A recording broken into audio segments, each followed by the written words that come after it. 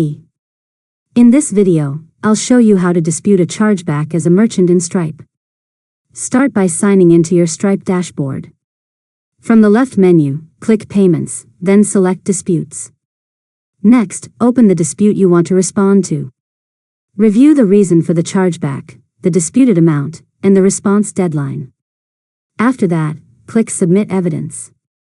Stripe will display the types of evidence that are most helpful for the specific dispute reason.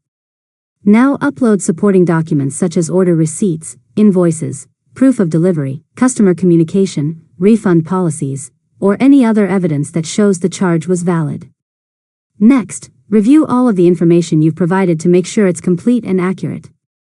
When you're ready, click Submit to send your evidence to Stripe before the deadline. Finally, monitor the dispute status in the Disputes section. Stripe will notify you when the card issuer has reviewed the case and a final decision has been made. And that's it.